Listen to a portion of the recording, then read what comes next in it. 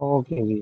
तो आज हम करेंगे labour process and contract process.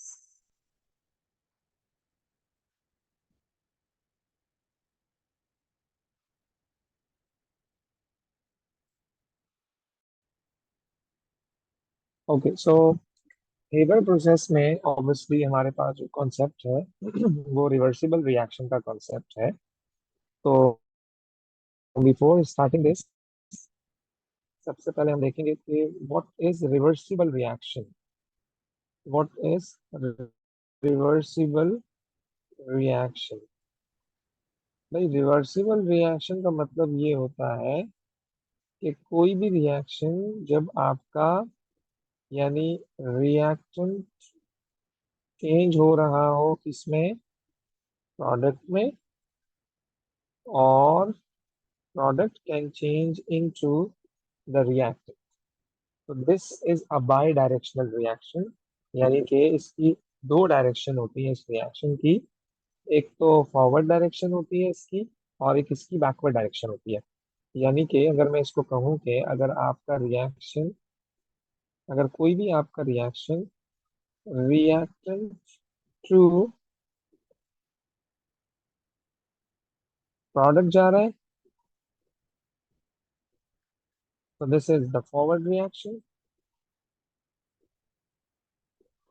This is called the forward direction. And in the same way, अगर कोई भी आपका रिएक्शन में प्रोडक्ट वापस अगर रिएक्टेंट में चेंज हो रहा है, तो this is the backward reaction.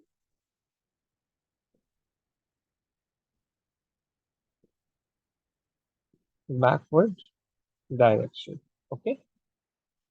और और याद रखिएगा, जिस स्पीड से रिएक्टेंट प्रोडक्ट में चेंज हो रहा हो, and eight the same speed अगर वापस आपका प्रोडक्ट रिएक्टेंट में आ रहा है, तो this is the dynamic equilibrium.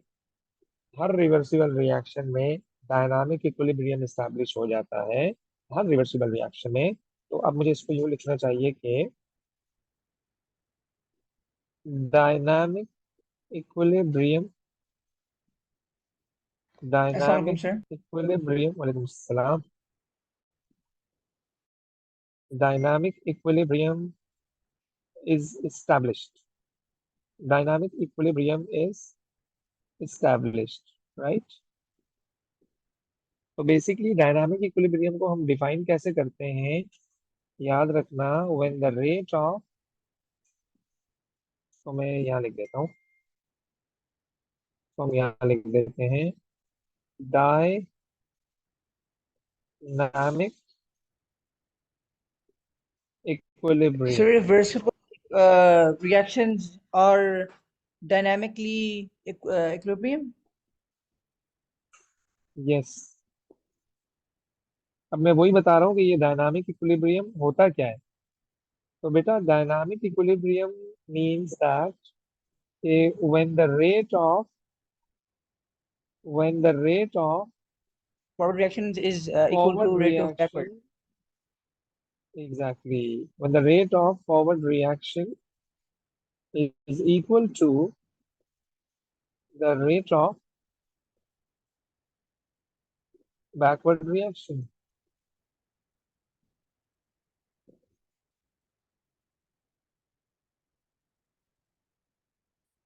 is equal to the rate of backward reaction।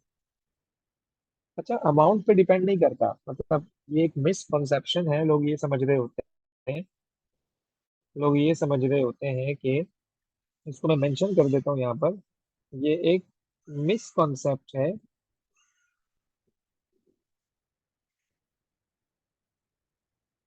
कि लोग ये समझते हैं जब रिएक्टेंट, अमाउंट ऑफ रिएक्टेंट बराबर हो जाए अमाउंट ऑफ प्रोडक्ट की, this is dynamic equilibrium. This is dynamic equilibrium. ऐसा नहीं है। This is not dynamic equilibrium. हम इसको लिख देते हैं कुछ ऐसे करके कि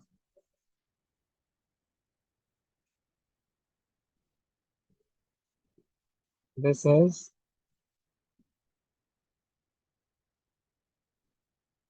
not a dynamic equilibrium.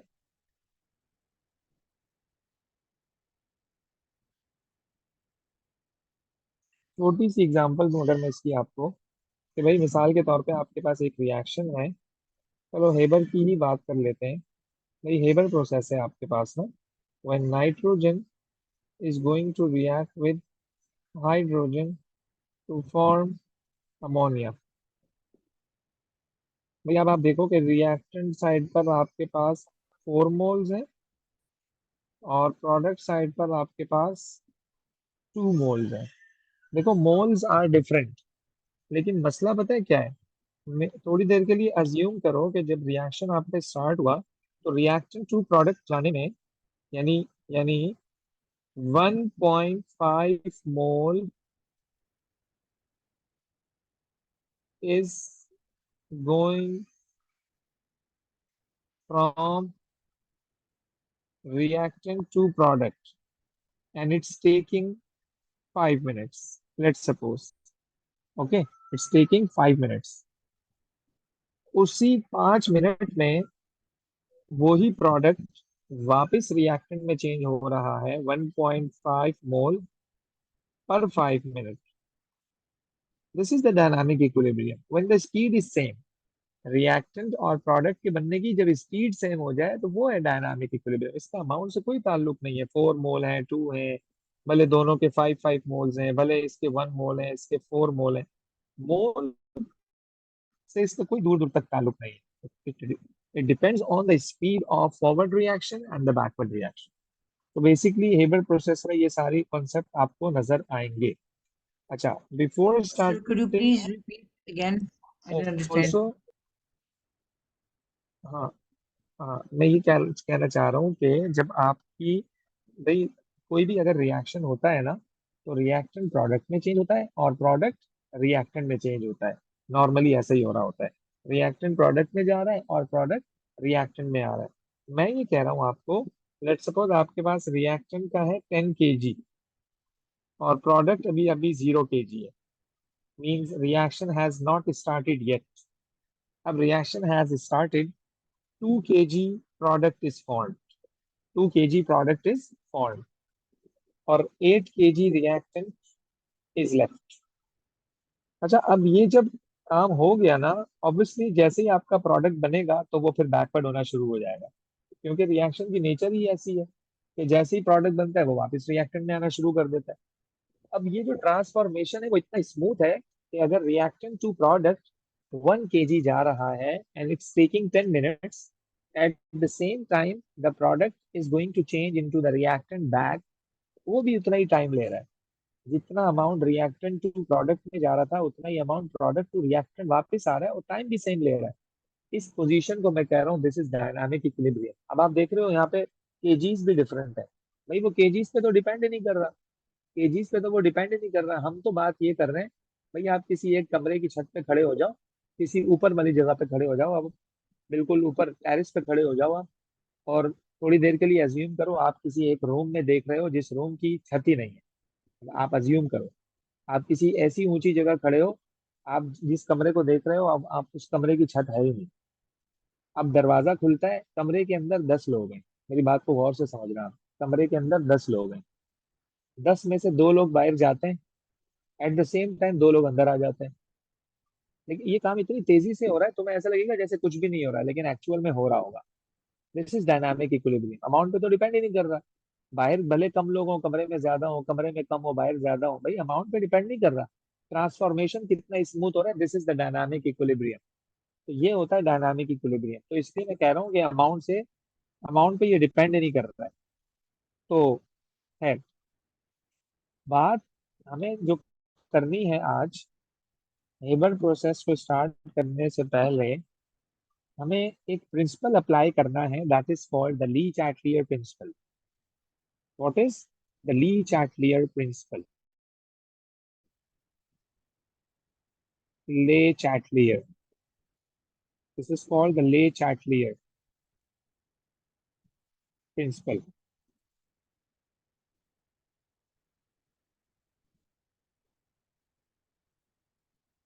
Okay, beta, this principle says अगर आप किसी भी इक्विलिब्रियम को डिस्टर्ब करोगे ना, तो reaction will tend to oppose the change. यानी मिसाल के तौर पर अगर मैं कहूँ कि भाई आयशा जो है वो एक पैर पर खड़ी हो जाती है, थोड़ी देर के लिए सपोज करो, आयशा एक पैर पर खड़ी हो गई। ओके, अब जब आयशा एक पैर पर खड़ी हो गई, तो होता कुछ ये है कि अब मैं उसे हल्का सा धक्का दे दूं, तो होगा क्या कि वो गिरने की कोशिश करेगी, लेकिन गिरेगी नहीं, अपने आप को मेंटेन कर लेगी। अपने आप को क्या करेगी? मेंटेन कर लेगी। तो इसका मतलब यह है कि वो अच्छी खासी इक्विलिब्रियम पर खड़ी हुई थी एक पैर पर, और मैंने उसको डिस्टर्ब कर दिया, धक्का दे दिया हल्का सा, तो उसने अपने आप को मेंटेन कर लिया। यानी मैंने चेंज को उसने अपोज करने की कोशिश की। याद रखना, रिएक्शन भी कुछ ऐसे ही कर रहा होता है बेटा, रिएक्शन भी कुछ ऐसे ही कर रहा होता है। ओके, तो हम रिएक्शन के इक्विलिब्रियम को कैसे डिस्टर्ब करेंगे? हम रिएक्शन के इक्विलिब्रियम को कैसे डिस्टर्ब करेंगे? प्रेशर को चेंज करके, टेम्परेचर को चेंज करके, कॉन्सेंट्रेशन को चेंज करके, मतलब डिफरेंट तरीकों से हम इक्विलिब्रियम को डिस्टर्ब करेंगे, और हम ये सीखेंगे कि कैसे रिएक्शन अपने इक्विलिब्रियम को मेंटेन कर रहा है। तो बेसिकली ये हमारा काम है, और यही हेबर प्रोसेस में भी होगा। तो वहां पर एफर्ट लगाने से पहले बेहतर है हम आपके बेसिक कॉन्सेप्ट्स को यहाँ पर क्लियर करें। तो इसको हम डिफाइन ऐसे करते हैं कि if equilibrium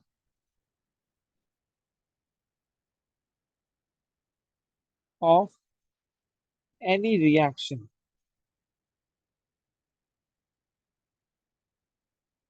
is disturbed, then the reaction will tend to oppose the change. This is the statement. Okay, अब मजीद क्लियर हो जाएंगी चीजें। अब मैं उसको डिस्टर्ब कैसे करूं, है ना, ये भी एक क्वेश्चन है ना, मैं उसको डिस्टर्ब कैसे करूं भाई? तो हमारे पास डिफरेंट फैक्टर्स हैं। वो कौन कौन से फैक्टर्स हैं on which equilibrium depends?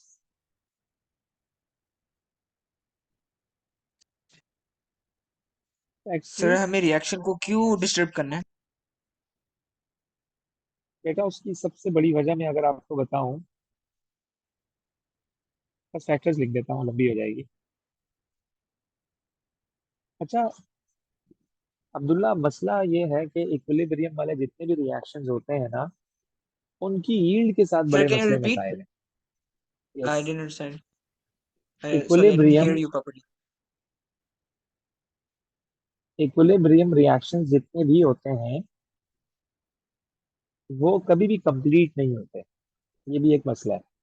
They never go to completion. आपको पता है कि जो हेबर प्रोसेस है, only 30% ammonia is produced through Haber process. मतलब इतना कम अमोनिया प्रोड्यूस हो रहा है।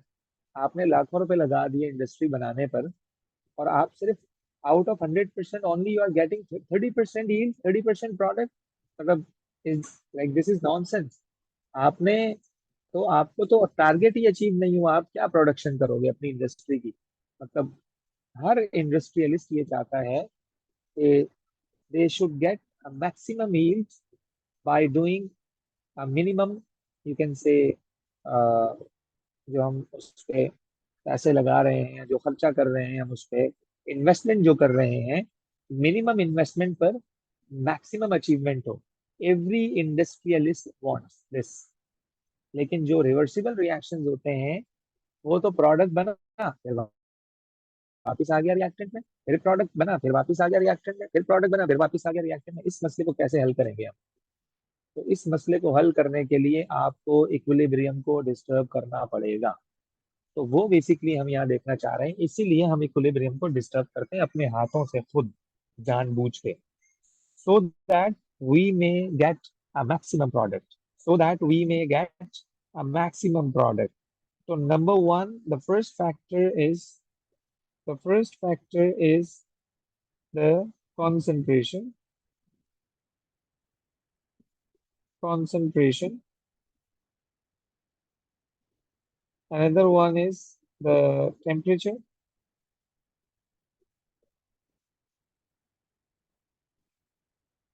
Then pressure. Then pressure. Sir, what are these factors for? Catalyst. Abdullah, you are lagging. Sir, what are these factors for? Basically, we will change these factors and then we would see the effect on equilibrium, like where the reaction goes. It will go to the forward direction or it would go to the backward direction. Let's suppose, this is your first factor.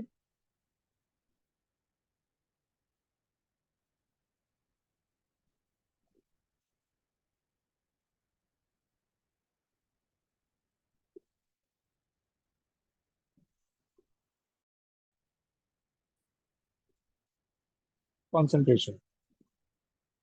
Here is a reaction.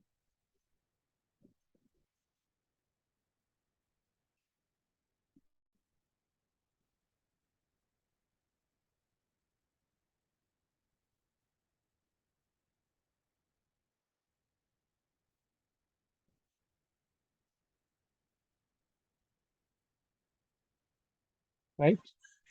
Now I'm saying that this reaction is at equilibrium. I'm saying this reaction is at equilibrium, but the problem for this reaction is that the problem with this reaction is that only we are getting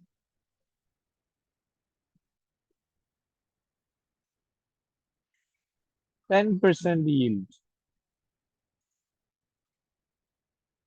Only we are getting 10% yield. So what am I supposed to do? I am going to increase the concentration of SO2.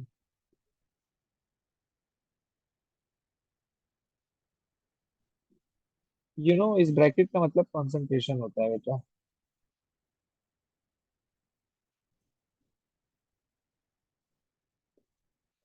Whenever I make an arrow upward, it means that I'm going to increase. और अगर arrow downward होगा, so means that I'm going to decrease, right? Okay. So, भाई मैंने concentration increase कर दी किसकी? SO2 की. ये सब कुछ समझने से पहले आप एक चीज याद रखो, always the things move from higher to lower. Always the things move from higher to lower. एक मैं आपको एक सिनेरियो बता देता हूँ, आप उस सिनेरियो को अपने जहन में रखना. Let's suppose we have these two balloons. Let's suppose, okay, we have these two balloons and both are connected with each other like this, right? Both are connected with each other. This is a large balloon. This is a smaller one. And at the point where they are connected with each other, यहाँ पर एक छोटा सा whole है. आप समझ लो कि air can transfer. Assume that air can transfer.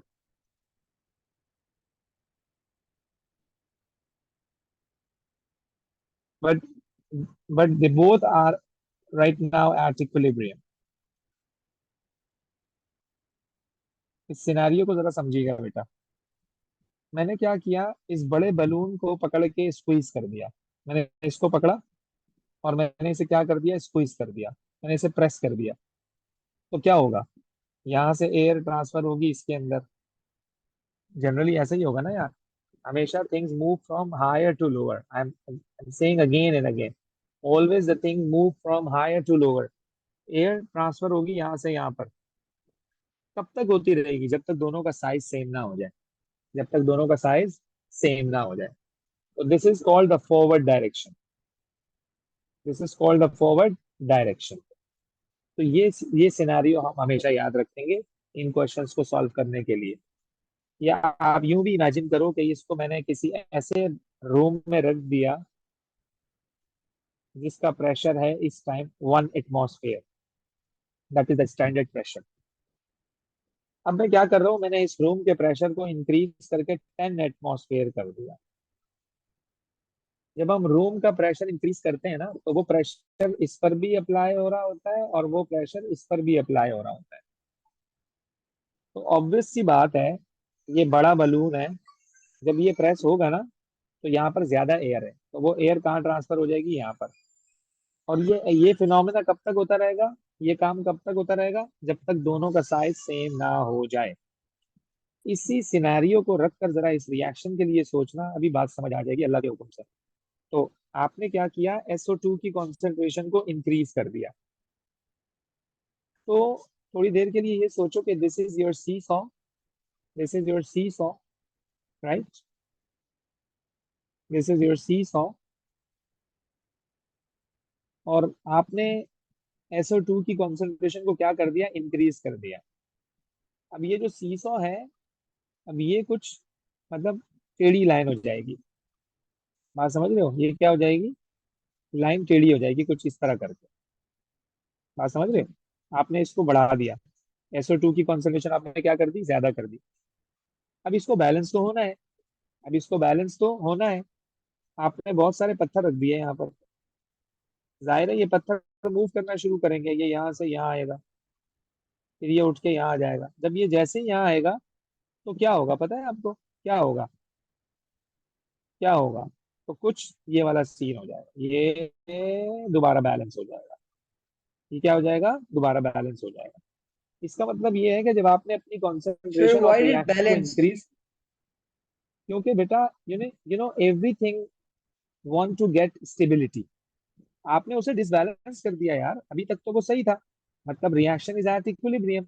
जब आपने SO2 की कॉन्सेंट्रेशन को इंक्रीज किया, तो एक तरफ ज्यादा हो गई, एक बलून बड़ा हो गया, एक बलून छोटा है, तो वो बड़े से छोटे में ट्रांसफर हो जाएगा। कब तक होता रहेगा, अगेन जब तक दोनों का अमाउंट सेम ना हो जाए, जब तक दोनों का अमाउंट सेम ना हो जाए। ओके, तो सर जो यानी लेट्स सपोज, कंसंट्रेशन है वो उधर चल जाएगी। एग्जैक्टली वो मूव कर जाएगा उधर।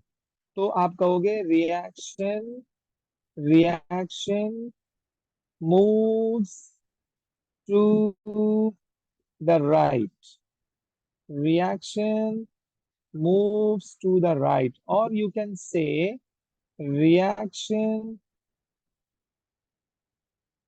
moves forward, reaction moves forward। एक और सिनेरियो जरा मैं बता दूं आप लोगों को, और से देखिएगा जरा। Now I am decreasing the concentration of SO2।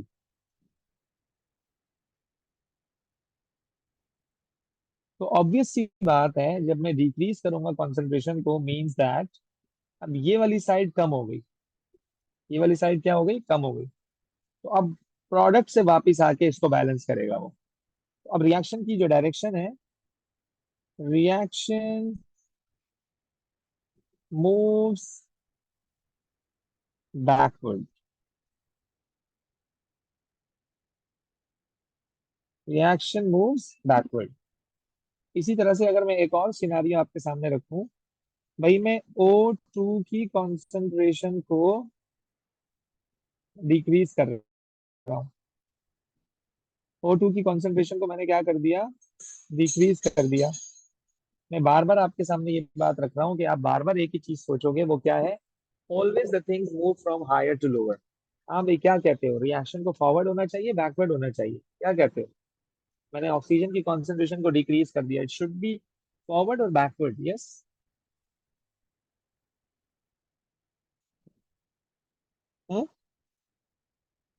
Sir, backward. Exactly, backward. Because going from up to down. Exactly, this is backward. This is backward. Now, I am going to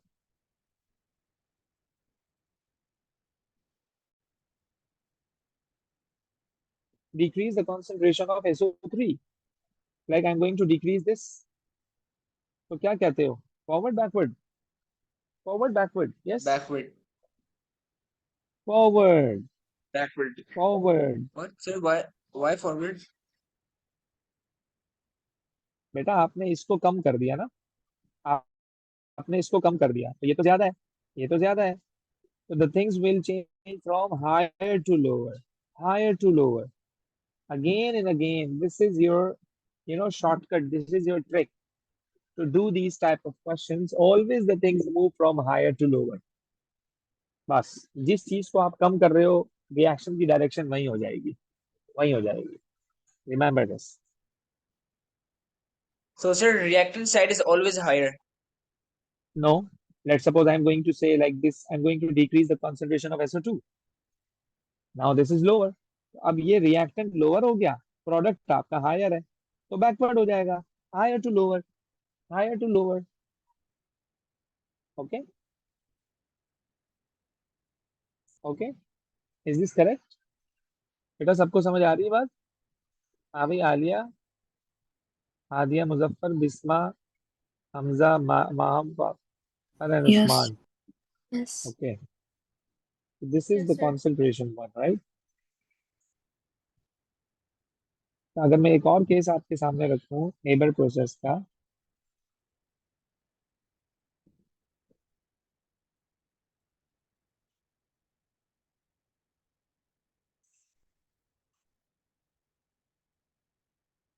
I have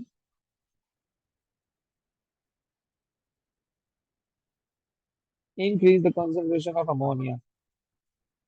What do you say? Is this forward or backward? Forward. Sorry?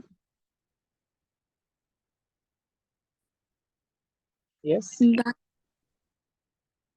Backward. Exactly. Good. क्योंकि ज्यादा से कम की तरफ चला जाएगा ना. मैंने इसको ज्यादा कर दिया ना, तो जब ज्यादा कर दिया तो ये पीछे चला जाएगा. जब कब तक पीछे जाता रहेगा? जब तक बैलेंस ना हो जाए, बराबर ना हो जाए दोबारा से. अच्छा, अब मैं कहता हूँ कि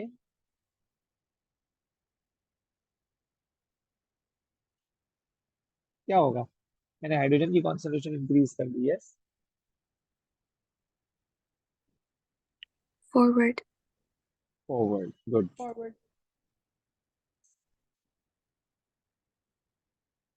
अब्दुल्ला, बात समझ आ रही है? G, sir. From higher an concentration to to की. lower, always. एग्जैक्टली. नाइट्रोजन को डिक्रीज कर दिया. Sir, yes, what would I happen? have a question. If we increase the concentration at NH, why would it be a backward reaction? Wouldn't it be क्योंकि it ये be in a ज्यादा हो forward गया ना. reaction? बेटा ये ज्यादा हो गया ना. मैं बार बार यही कह रहा हूँ, ज्यादा से कम की तरफ. आपने जब इसको ज्यादा कर दिया तो मतलब ये कम है, ये कम है, ये कम है, तो वो बैकवर्ड हो जाएगा, बैकवर्ड हो जाएगा. लेट सपोज ये 25 मॉलिक्यूल्स हैं और ये भी 25 है. आपने 25 से इंक्रीज करके इसको कर दिया 45, तो जाहिर सी बात है वो पीछे जाना शुरू कर देगा. कब तक जाता रहेगा? जब तक ये दोनों नंबर दोबारा से सेम ना हो जाए. सिंपल सी बात है ना यार. Okay, चलो, अब okay. मैंने नाइट्रोजन को डिक्रीज कर दिया. मैंने नाइट्रोजन को डिक्रीज कर दिया, क्या होगा? नाइट्रोजन को मैंने डिक्रीज कर दिया. What do you think? Backward. Nitrogen को जब मैं डिक्रीज करूंगा तो ऑब्वियसली ये प्रोडक्ट ज्यादा है तो बैकवर्ड हो जाएगा, कम की तरफ जाएगा. तो this is backward. Okay. Now we have temperature.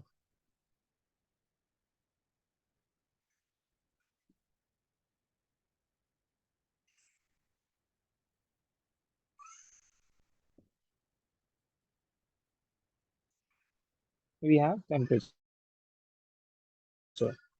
अच्छा, हमारे पास दो टाइप के रिएक्शन होते हैं. एक होता है एक्सोथर्मिक रिएक्शन और एक होता है एंडोथर्मिक रिएक्शन। दोनों के लिए जो है वो कंडीशन डिफरेंट डिफरेंट है। लाइक पहले मैं कहूंगा आपको कि फॉर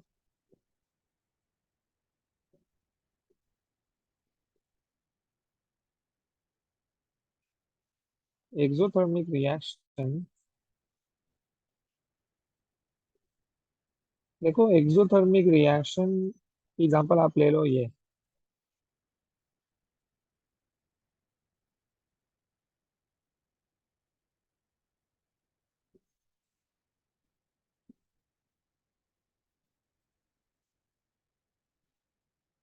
इसका जो डेल्टा एच है ना वो नेगेटिव है, which means that this is exothermic.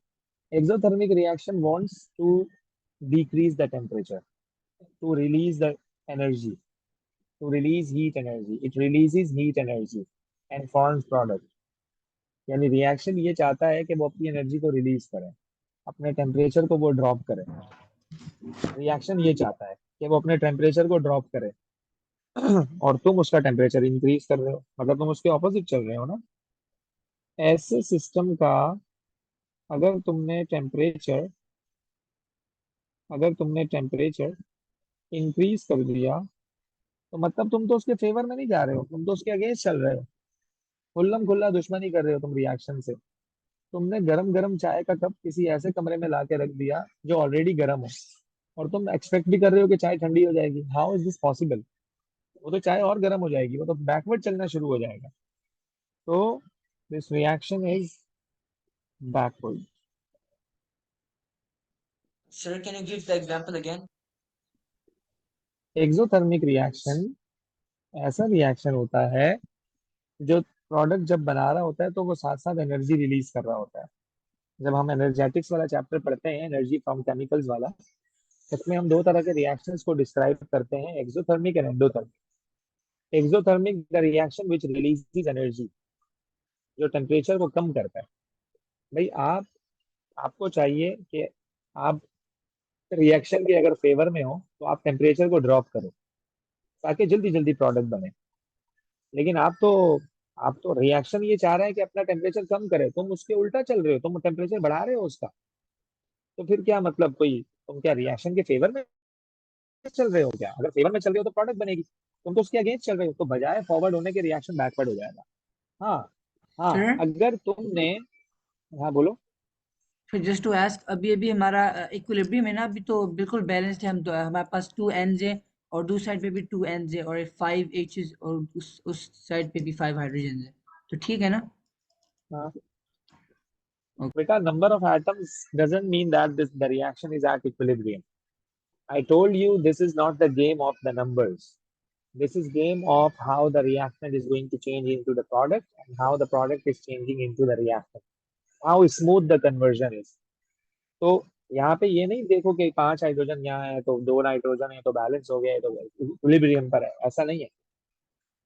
ये जो इसकी ओवरऑल जो प्रोडक्ट बनती है ना आपको, वो ओनली 30% अमोनिया इज प्रोड्यूस्ड। भाई मैं तो ज्यादा चाहता हूँ कि ज्यादा बने, मैं चाहता हूँ कि ज्यादा बने। तो मुझे इसका इसके टेम्परेचर को कम करना चाहिए। पता है क्यों? क्योंकि टेम्परेचर कम करने का मतलब ये है कि मैं रिएक्शन के फेवर में जा रहा हूँ। रिएक्शन भी ये चाहता है कि अपना टेम्परेचर कम करे, और मैं भी टेम्परेचर कम कर रहा हूँ। तो मतलब मैं और रिएक्शन दोनों अलाइन हो गए। तो मतलब अब रिएक्शन जल्दी जल्दी फॉरवर्ड होगा, जल्दी जल्दी प्रोडक्ट बनाएगा। लेकिन अगर तुमने टेम्परेचर को इंक्रीज कर दिया किसी ऐसे रिएक्शन का कि जिसकी नेचर ही है कि वो टेम्परेचर रिलीज करेगा। मैंने चाय की मिसाल दी ना आपको, कि आपने गरम गरम चाय के कप को किसी ऐसे रूम में ला के रख दिया जिसका टेम्परेचर ऑलरेडी बहुत ज्यादा है, तो आप एक्सपेक्ट कर सकते हो कि चाय जल्दी ठंडी हो जाएगी? कभी भी नहीं होगी ठंडी यार, वो तो और गर्म होनी शुरू हो जाएगी। तो मतलब वो रिएक्शन फॉरवर्ड नहीं हो रहा बल्कि बैकवर्ड हो रहा है वो रिएक्शन। तो यही मिसाल यहाँ पर भी है। मेरी बात समझ आ रही है कि क्या कहना चाह रहा हूँ मैं? हाँ। Yes sir. ओके, अब आइए जरा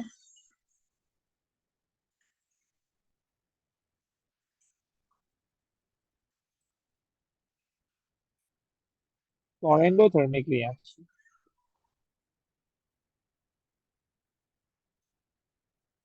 Like we have this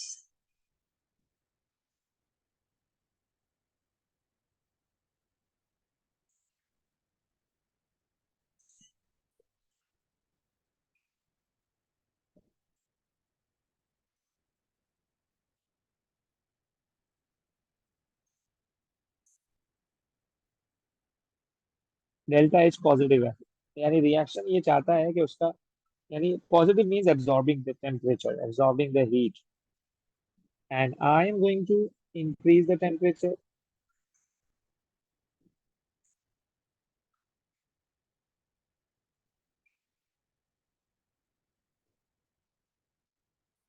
तो मतलब मैं अब रिएक्शन के फेवर में चल रहा हूँ, मैं रिएक्शन के फेवर में चल रहा हूँ, अब फॉरवर्ड हो जाएगा, उससे कंपैरिजन कराओ समझ आ जाएगा।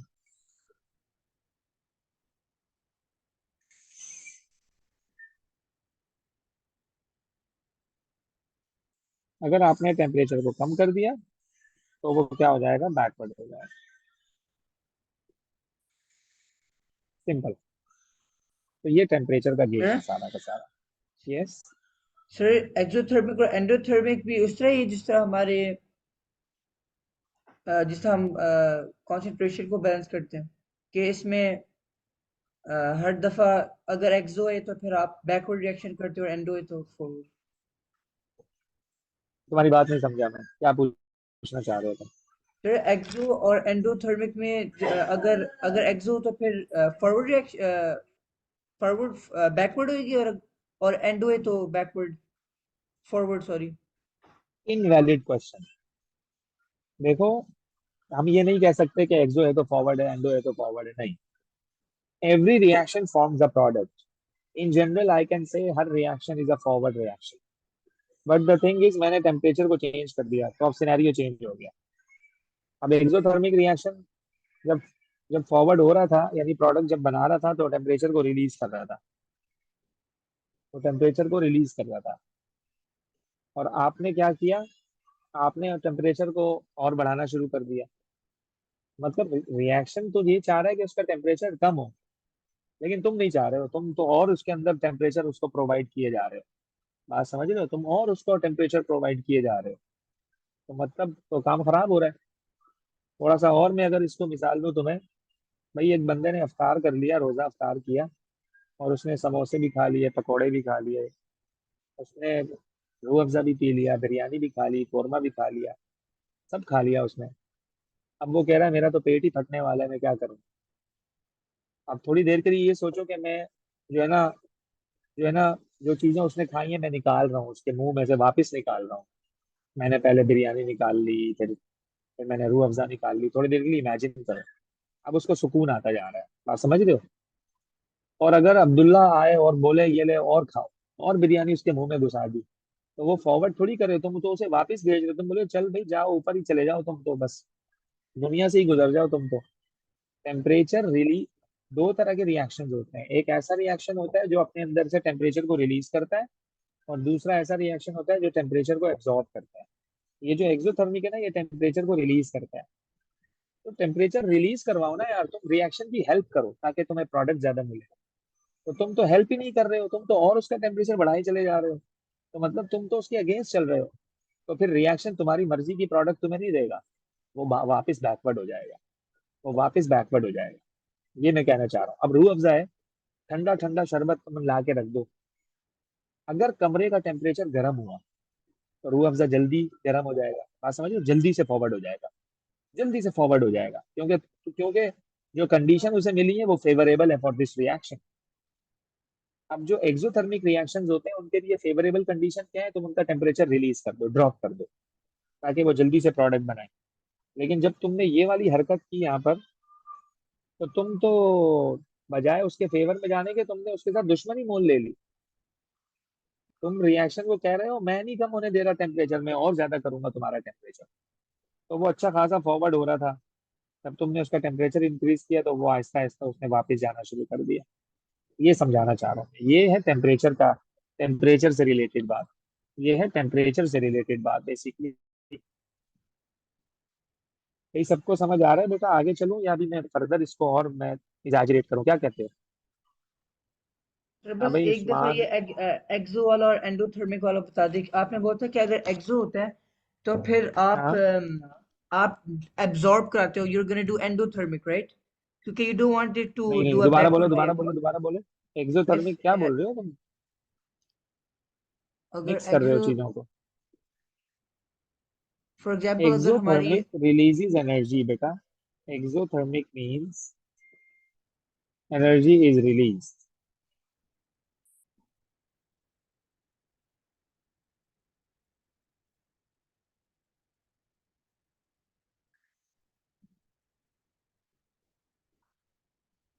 सो आप फिर से एक्सप्लेन कर सके, मैं उससे कंफ्यूज्ड हूँ।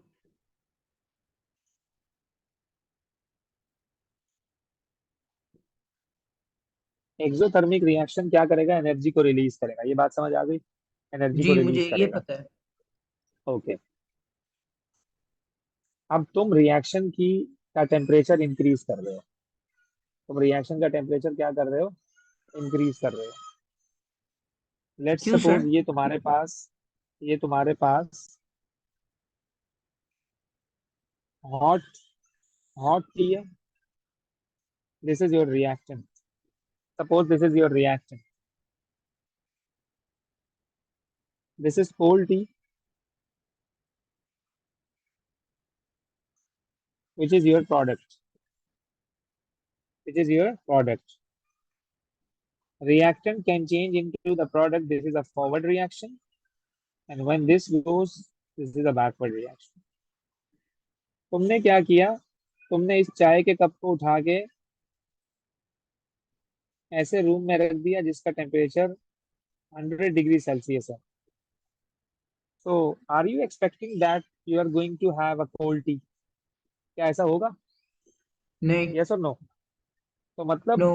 रिएक्शन यानी कप, ये जो चाय का कप है, ये चाह रहे हैं अपने अंदर से टेम्परेचर को रिलीज करे फटाफट, ताकि चाय जल्दी से ठंडी हो जाए। ठंडी चाय इज मोर स्टेबल, आप कमरे में चाय लाके रख दो, ठंडी हो जाएगी, more stable. Everything wants to get stability. तो यही काम मैं ये समझाना चाह रहा हूँ। तुमने एक्सोथर्मिक रिएक्शन का टेम्परेचर इंक्रीज कर दिया, तो बजाय वो फॉरवर्ड होने के वो वापस बैकवर्ड हो रहा है, यानी और गर्म होता जा रहा है वो कप ऑफ टी। बात समझ रहे हो? ये है सिनेरियो असल में। और अगर तुमने इस चाय के कप को किसी ठंडे रूम में लाके रख दिया, तो मतलब तुम उसके फेवर में हो। जल्दी जल्दी चाय ठंडी हो जाएगी, मतलब आपको जल्दी प्रोडक्ट मिल जाएगी, मतलब फॉरवर्ड हो जाएगा रिएक्शन। बात समझ रहे हो? कुछ समझ आ रहा है?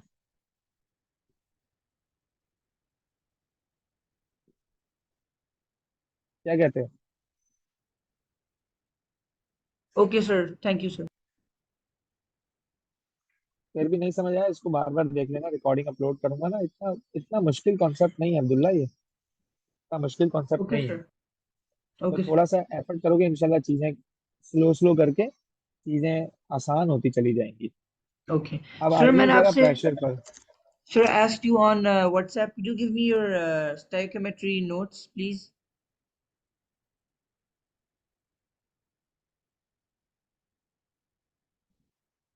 इसके बाद आइए जरा प्रेशर पर। प्रेशर के आपके पास तीन केसेस हैं बेटा। प्रेशर के हमारे पास तीन केस हैं। Case number one, condition number one.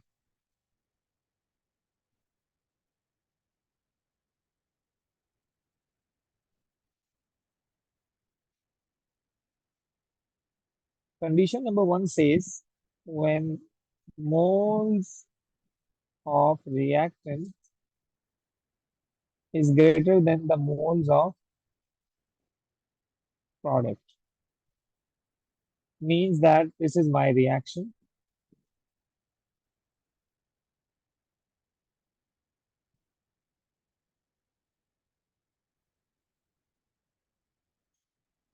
इसमें रिएक्टेंट के 4 मोल्स हैं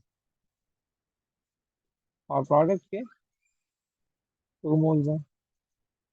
इस सिस्टम का अगर तुमने प्रेशर इंक्रीज कर दिया, can you imagine, is this forward और बैकवर्ड?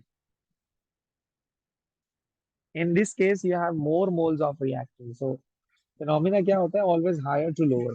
क्या होना चाहिए? Forward, backward? हाँ, Forward. Good, this is forward. This is forward. अगर ये पता लग गया तो ऑब्वियसली प्रेशर कम का तो इसका रिवर्स ही होता है, जाहिर सी बात है, backward. So, sir, if the moles on reactant side are more and pressure is exactly, increased, yes, it will have a forward reaction. Good.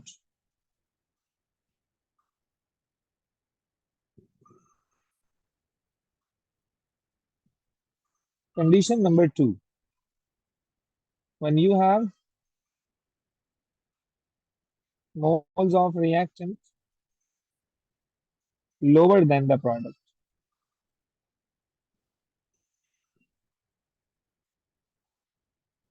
So this is your reaction. Means reactant के moles आपके पास कम है और product के moles आपके पास ज्यादा है.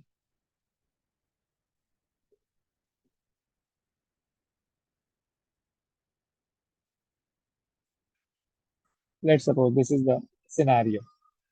3 moles of reactant, 6 moles of product. इस scenario में अगर आपने इसका प्रेशर इंक्रीज कर दिया, सोचो क्या होगा. फॉरवर्ड और backward? What do you think? Forward, backward? If you are increasing the pressure. Backward. Exactly. Always higher to lower. Always higher to lower. Or in this case, this is forward, right? Okay. कितना easy है देखो. Tension ले रहे हो तुम ऐसे ही यार.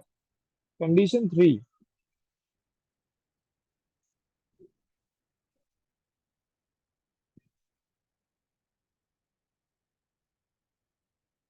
When moles of reactant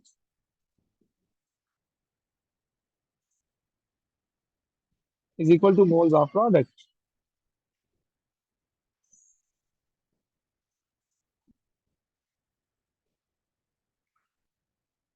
Sir, can you scroll up? I couldn't see condition 2. Okay, thank you, sir. बेटा इस केस में जब मोल्स आपके पास सेम होना, जब आपके पास मोल सेम होना, बेटा इस केस में अगर तुम कुछ भी कर लो, प्रेशर कम करो या ज्यादा करो, no effect on equilibrium, no change. दोनों कंडीशंस में no change, no change, no change. Okay, दोनों में नो चेंज. तो ये है प्रेशर का केस. ओके.